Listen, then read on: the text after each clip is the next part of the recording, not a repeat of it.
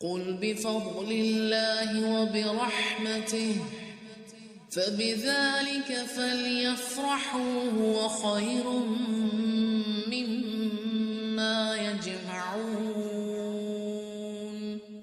یہاں سے اب دولت کا نقطہ نظر اسلام میں کیا ہے سنیے گا، تاکہ تمام دولت مندوں کے ہاتھ میں ہی یہ مال گردش کرتا نہ رہ جائے، اور تمہیں جو کچھ رسول دے دیں، وَمَا آتَاكُمُ الرَّسُولُ فَخُذُوهُ وَمَا نَهَاكُمْ عَنْهُ فَانْتَهُوا، اور جو رسول تم کو دے دیں اس کو تم بھی لے لو، اور جس سے رسول روکیں رک جاؤ، اور اللہ تعالیٰ سے ڈرتے رہا کرو، یقیناً اللہ تعالیٰ سخت عذاب والا ہے۔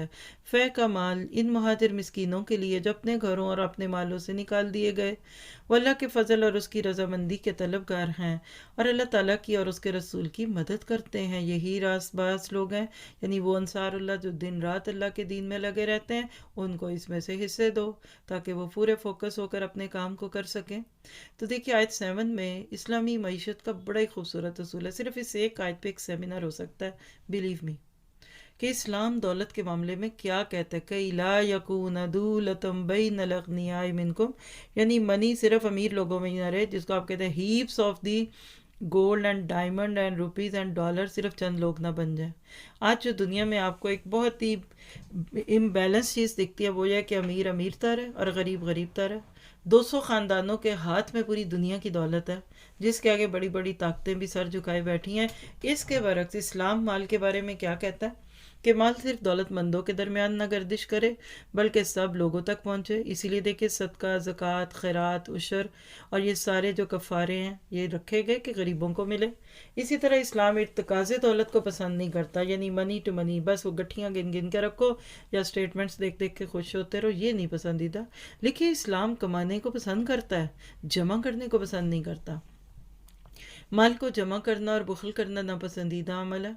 مال کو خرچ کریں خود پر اور اہل و عیال کی دنیا اور آخرت کے لیے، اللہ کی راہ میں اور اس کے بندوں پہ۔ یاد رکھیے مرد جو اپنے پر خرچ کرتا ہے وہ بھی صدقہ، اور جو گھر والوں پہ کرتا ہے وہ بھی صدقہ۔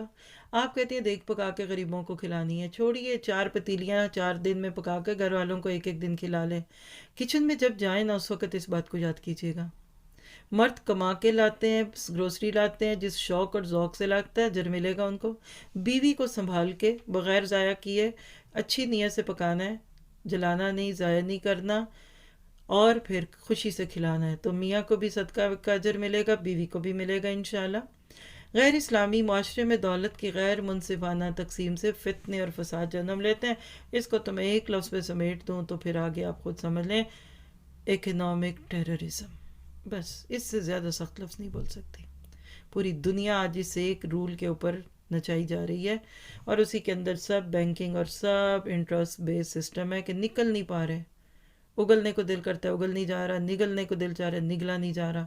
تو آج اگر مسلمان پڑھے لکھے لوگ دنیاوی اکنامکس پڑھ کر آگے ہیں، پوری دنیا کے ایشوز ختم ہو جائیں۔ یہ جو بیچاری چھوٹی چھوٹی قوتیں اور افریقہ کے جنگلات اور تھرڈ ورلڈ میں جو غربت ہے، یہ سب ختم ہو، لیکن بڑی طاقتیں اس کو ختم نہیں ہونے دیں گی، کیونکہ مینوپلیز ہے۔ تم بھی بڑے میں بھی بڑے، تو پھر ہماری باتیں کون مانے گا؟